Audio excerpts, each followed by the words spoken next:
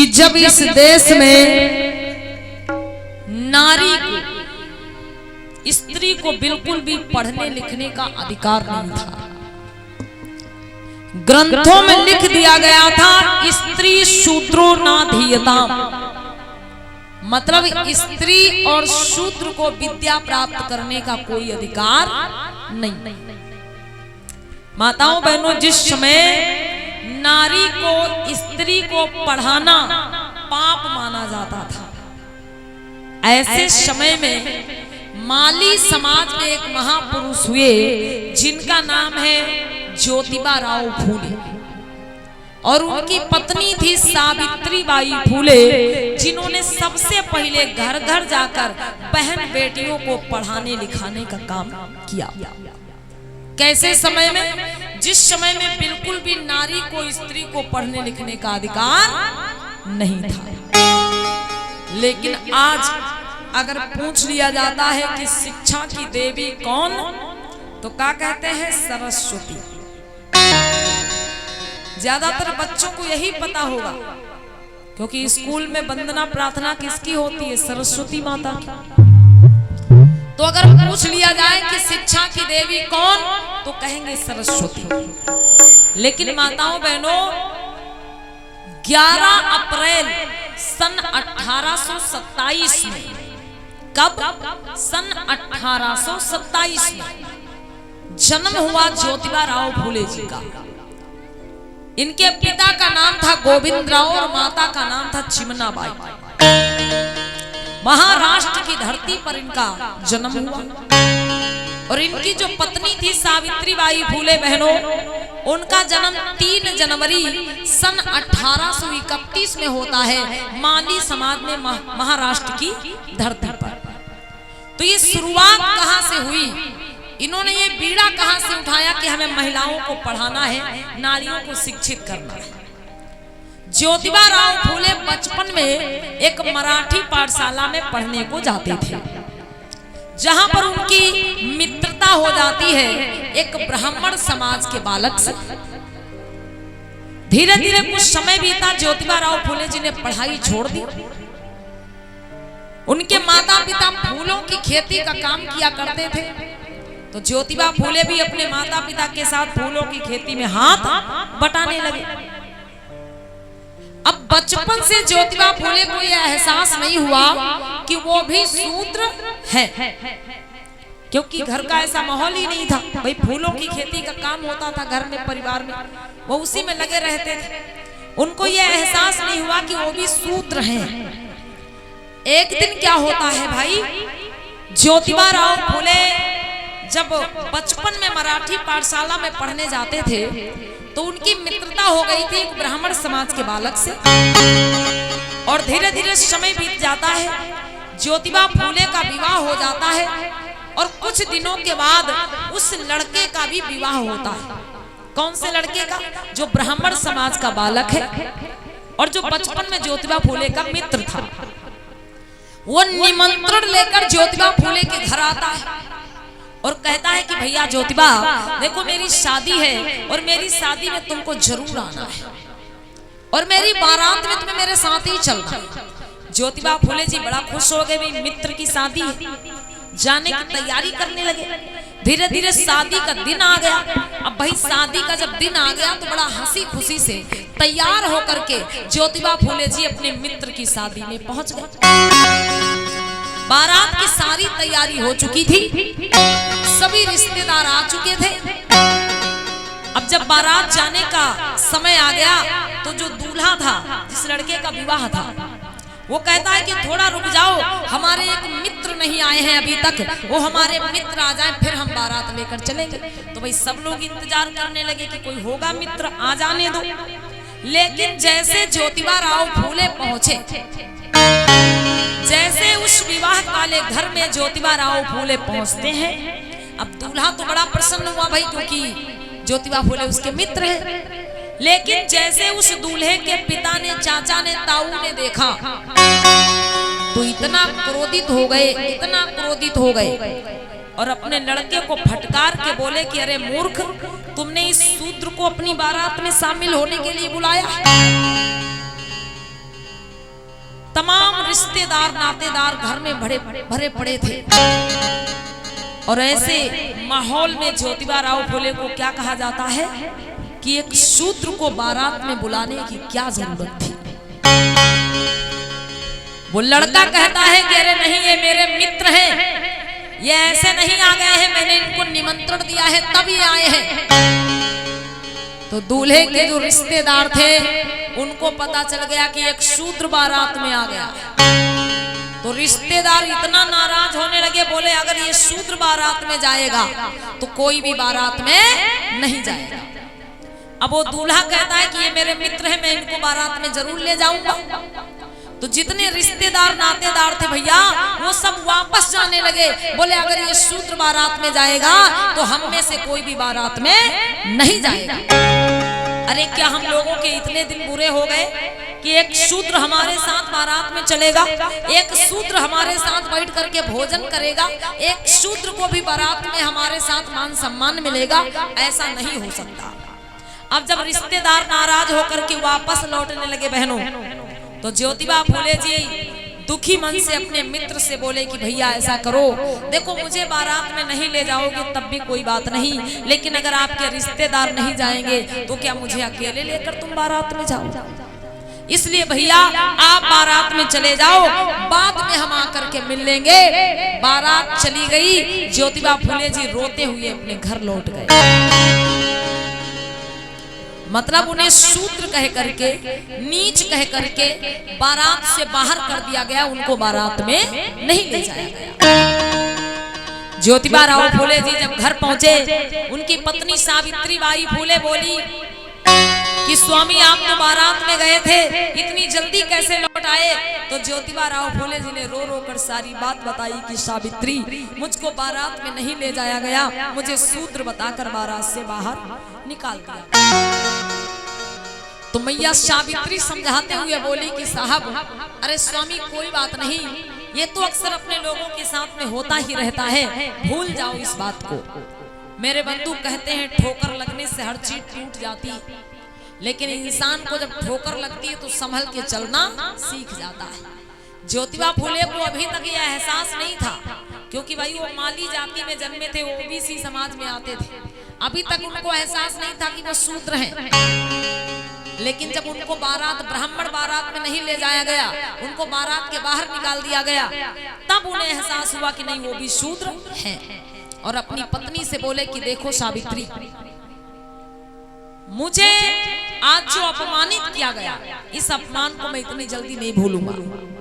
अरे इस अपमान ने मेरी आंखों को खोल दिया है, और मुझे पता है कि कदम कदम पर मेरे लोगों को क्यों अपमानित किया जा रहा है, क्यों मेरे लोगों का शोषण हो रहा है, क्यों मेरे लोगों पर अत्याचार किया जा रहा है, सिर्फ इसीलिए क्योंकि मेरा समाज पढ़ा लिखा नहीं है। तो ज्योतिबा राव फुले जी ने कहा कि मैं अब अपने इस समाज को पढ़ाऊंगा, और सबसे पहले मैं अपनी बहन बेटियों को पढ़ाने का काम करूंगा, क्योंकि अगर मेरे समाज की बहनें पढ़ गई, बिटियां पढ़ गई, तो आने वाली पीढ़ी अपने आप पढ़ लिख जाएगी। और सावित्री इस काम में तुमको भी मेरा साथ देना होगा। तो मैया सावित्री हाथ जोड़ के बोली स्वामी मैं खुद ही नहीं पढ़ी हूँ तो मैं दूसरों को कहाँ से पढ़ाऊंगी। ज्योतिबा राव फुले ने कहा चिंता मत करो, मैं तुमको पढ़ाऊंगा। अपने घर पर ही ज्योतिबा फुले पत्नी सावित्री बाई फुले को पढ़ना लिखना सिखाते हैं। मैया सावित्री जब पढ़ना लिखना सीख गई तो घर घर में जाने लगी, बहनों लोगों से विनती करने लगी कि भैया अपनी बिटिया को पढ़ाओ, अपनी बहन को पढ़ाओ। लेकिन भैया इतनी बात माता सावित्री बोलती हैं तो मानो लोगों को करंट लग जाता है, लोग डर जाते हैं, कहते अरे बिटिया को, लड़की को पढ़ाना नहीं चाहिए, ये सावित्री कह रही बिटिया को पढ़ाओ। लोग नाराज होकर के चले जाते हैं, माता सावित्री की बात ही नहीं सुनते हैं। मेरे भैया उस समय इतनी अफवाहें फैला दी गई थी कि जो अपनी बहन बेटी को पढ़ाएगा उसकी बहन बेटी मर जाएगी, इसलिए कोई अपनी बहन बेटी को पढ़ाना नहीं चाहता। धीरे धीरे ये बात जब उच्च वर्ण के लोगों को पता चली तो वो लोग ज्योतिबा फुले के घर पहुंच गए और ज्योतिबा राव फुले से उनके पिताजी से बोले कि देखो गोविंद राव, तुम्हारे बेटा और बहू महिलाओं को, नारियों को पढ़ाने में लगे। नारी को, स्त्री को पढ़ाना पाप है, नारी को, स्त्री को नहीं पढ़ाना चाहिए। धर्म कहता है नारी नहीं पढ़ सकती, लेकिन तुम्हारे बेटा और बहू नारियों को, महिलाओं को पढ़ाने में लगे हैं, मतलब धर्म की व्यवस्था के खिलाफ काम कर रहे हैं। अपने बेटा और बहू को रोक लो, नहीं तो हम इन्हें गांव से बाहर निकाल देंगे, इन्हें दंड देंगे। तो ज्योतिबा राव फूले के पिताजी को जब धमकी मिली भैया, तो अपने बेटा बहू को समझाने लगे कि बेटा ऐसा मत करो, ये काम छोड़ दो, ये समाज सेवा छोड़ दो, ये पढ़ाना लिखाना छोड़ दो। ज्योतिबा राव फूले कहते हैं नहीं पिताजी, मैं कोई गलत काम नहीं कर रहा हूँ, मैं अपने समाज की बहन बेटियों को पढ़ाऊंगा। तो ज्योतिबा राव फूले के पिताजी कहते हैं कि अगर तुम समाज सेवा नहीं छोड़ सकते, अगर तुम महिलाओं को पढ़ाना लिखाना नहीं छोड़ सकते, तो हम तुम्हारे लिए रोज रोज धमकी नहीं सुन पाएंगे। ऐसा करो तुम मेरा घर छोड़ करके चले जाओ। किसने कहा? ज्योतिबा फूले के पिताजी ने कहा या तो तुम समाज सेवा छोड़ दो, या तो महिलाओं को पढ़ाना लिखाना छोड़ दो, और या तो तुम ये घर छोड़ दो। ज्योतिबा राव फूले जी ने कहा मैं घर छोड़ दूंगा, लेकिन मैं अपने बहन बेटियों को पढ़ाना लिखाना नहीं बंद करूंगा। पति पत्नी घर से निकल गए, किसी ने उनको रहने की जगह नहीं दी। तब एक मुस्लिम समाज के भाई थे जिनका नाम था उस्मान शेख। भाई उस्मान शेख ने कहा ज्योतिबा फूले तुम ये समाज के लिए बहुत अच्छा काम कर रहे हो, इसलिए तुम मेरे घर में रहकर एक काम कर सकते हो। उस्मान शेख ने अपने घर में ज्योतिबा फूले को ठहरने की जगह दी। और जिस समय कोई अपनी बहन बेटी को पढ़ाना लिखाना बहनों नहीं चाहता था, ऐसे समय में उस्मान शेख की बहन फातिमा शेख ने माता सावित्री बाई फूले के साथ में पढ़ना लिखना सीखा। ये प्रमाण है, ये इतिहास है, सच्चा इतिहास है कि इस भारत देश की प्रथम पढ़ी लिखी महिला, सबसे पहले पढ़ने लिखने वाली महिला अगर कोई है तो माता सावित्री बाई फूले और माता फातिमा शेख। ये दो महिलाएं सबसे पहले पढ़ लिख करके और फिर घर घर में जाकर के नारियों को, महिलाओं को पढ़ाने लिखाने का काम किया। मेरे बंधु जो उच्च वर्ण के लोग थे, जब उनको ये बात पता चली कि सावित्री और ज्योतिबा को घर से निकलवा दिया हम लोगों ने, लेकिन फिर भी ये नहीं मान रहे हैं, अरे फिर भी ये घर घर जाकर के लड़कियों को, बेटियों को पढ़ाने लिखाने का काम कर रहे हैं, तो वो लोग और योजना बनाने लगे कि कैसे इनको रोका जाए। माता सावित्री बाई फूले जब घर घर जाती हैं, लोगों से विनती करती हैं, तो ज्यादा नहीं 2, 4, 5 लोग तैयार हो जाते हैं कि ठीक है सावित्री, हम अपनी बिटिया को पढ़ाएंगे, लेकिन इसको पढ़ाने तुमको मेरे ही घर में आना पड़ेगा। माता सावित्री कहती कोई बात नहीं, मैं आपके घर में आकर आपकी बहन बेटी को पढ़ाऊंगा। अब माताओं बहनों, जब माता सावित्री बाई फूले घर से बाहर निकलती हैं, तो उच्च वर्ण के जो लोग होते हैं उनका रास्ता रोकने के लिए उनके ऊपर गोबर फेंक देते हैं, कीचड़ फेंक देते हैं, और इतना गोबर कीचड़ फेंक देते हैं कि उनके पूरे कपड़े गोबर से, कीचड़ से गंदे हो जाते, लथपथ हो जाते। उनके ऊपर गोबर कीचड़ इसलिए फेंका जाता है कि अब ये घर से बाहर निकलना बंद कर देगी, लड़कियों को पढ़ाना बंद कर देगी। लेकिन माता सावित्री बाई फूले ऐसा नहीं करती। वो दूसरे दिन जब घर से निकलती है तो एक हाथ में झोला होता है जिसमें किताब होती है, और एक हाथ में झोला होता है जिसमें दूसरी साड़ी रखी होती है। जब वो रास्ते में गुजरती है, उनके ऊपर इतना गोबर कीचड़ फेंका जाता है, पूरे कपड़े गोबर से, कीचड़ से गंदे हो जाते हैं। मैया सावित्री जिस घर में बहन बेटियों को बैठ के पढ़ाती थी, जब उस घर में पहुंचती हैं तो गोबर की गंदी साड़ी निकाल के रख लेती हैं, और जो झोले में ले जाती थी वो साड़ी पहनती, अब फिर बहन बेटियों को पढ़ाती। पढ़ाने के बाद वो फिर से गोबर की गंदी साड़ी पहन लेती हैं और अच्छी साड़ी निकाल कर रख देती हैं, क्योंकि उन्हें पता होता है रास्ते में फिर उनके ऊपर गोबर कीचड़ फेंका जाए। मेरे बंधु, इस प्रकार से माता सावित्री बाई फूले ने महिलाओं की शिक्षा की शुरुआत की। अपने ऊपर गोबर कीचड़ तक बर्दाश्त किया, लेकिन घर घर जाती रही, लोगों से विनती करती रही कि अपनी बहन को पढ़ाओ, अपनी बिटिया को पढ़ाओ। और माताओं बहनों, सन 1848 में, कब? सन 1848 में महाराष्ट्र के पूना शहर में सन 1848 में महाराष्ट्र के पूना शहर में ज्योतिबा फूले और माता सावित्रीबाई फूले के द्वारा बालिकाओं के लिए, बेटियों के लिए पहला स्कूल खोला गया। इस पूरे भारत देश में अगर बालिकाओं के लिए, बेटियों के लिए पहला स्कूल किसी ने खोला तो वो कौन थे? ज्योतिबा फूले और माता सावित्रीबाई फूले। जहां से बहन बेटियों की शिक्षा की, पढ़ाई की शुरुआत हुई और फिर आगे आए बाबा साहब भीमराव अंबेडकर, जिन्होंने हमारे इन हक अधिकारों को संवैधानिक रूप से सुरक्षित कर दिया। मेरी माताओं बहनों, तो ये त्याग और संघर्ष है। ऐसी हमारी माताएं इस देश में जन्मी हैं जो पूरा जीवन दुख उठा करके हम सभी को हक अधिकार दिलाने का काम किया, आगे बढ़ाने का काम किया। लेकिन आज हम उनको पहचानते तक नहीं, आज हम उनको जानते तक नहीं। बोलो माता सावित्रीबाई फूले की। तो कहना है अपनी बहनों से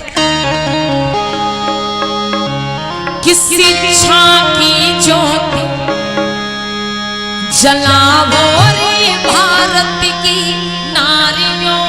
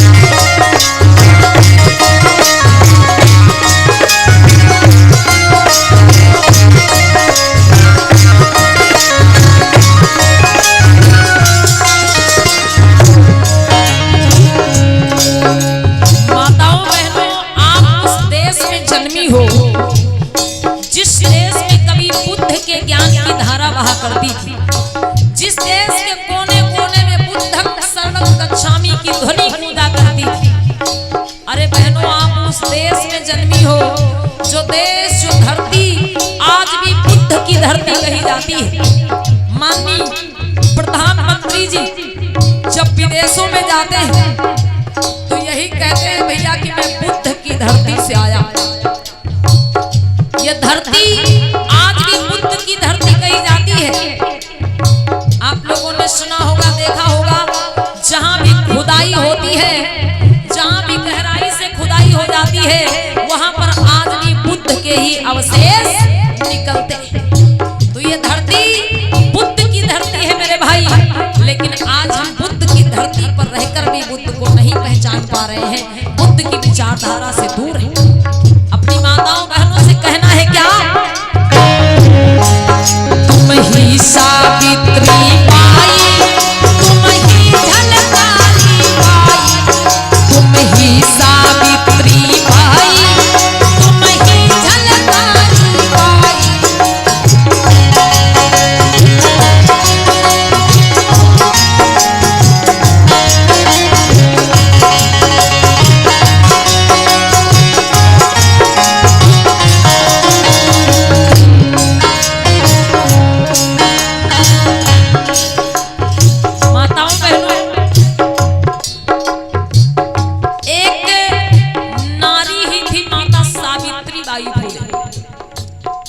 एक नारी ही थी सावित्रीबाई फूले, जो इस देश की बहन बेटी को शिक्षित कर गई, पढ़ा गई।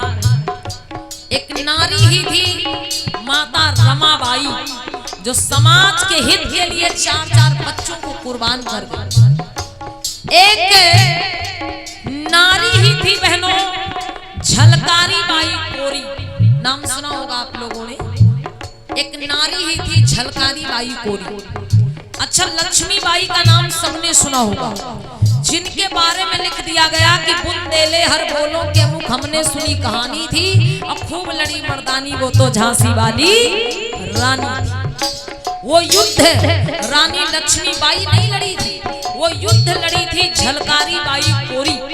इस मातृभूमि की रक्षा के लिए लड़ते लड़ते अपने प्राणों की आहुति दे दी, जान की बाजी लगा दी। किसने? झलकारी बाई कोरी ने। लेकिन नाम किसका हुआ? लक्ष्मी बाई का।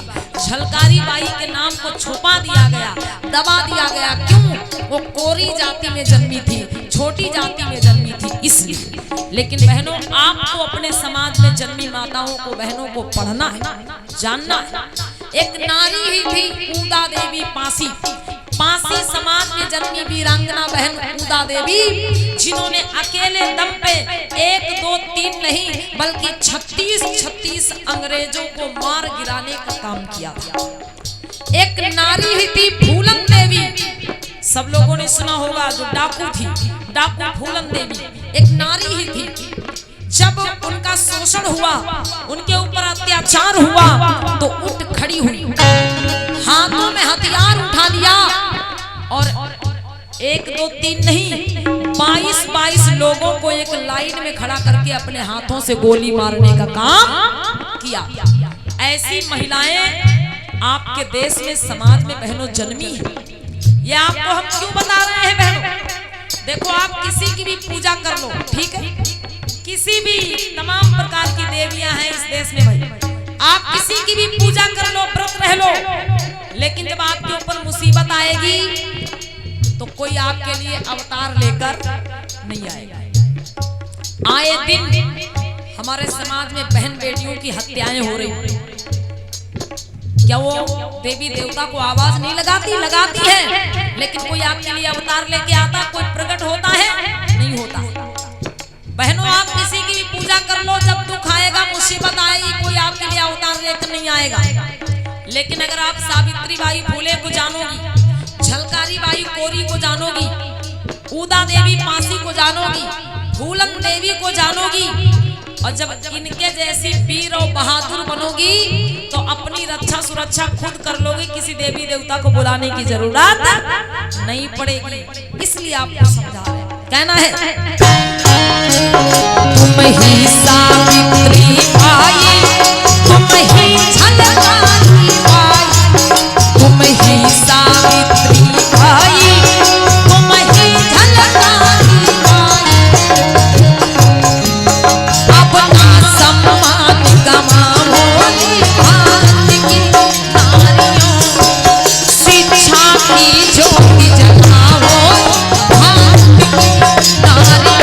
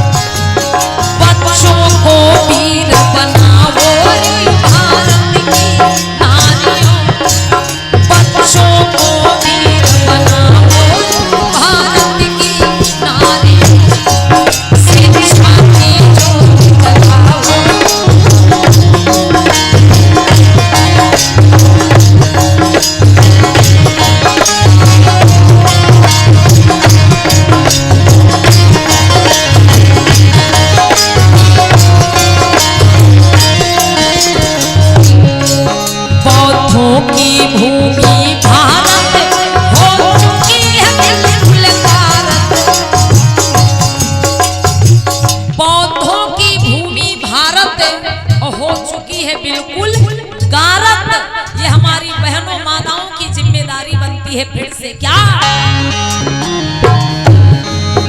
इस फिर से बौद्ध बनाओ भारत की नारी, इस फिर से बौद्ध बनाओ भारत की नारी, शिक्षा की ज्योति जलाओ भारत की नारी।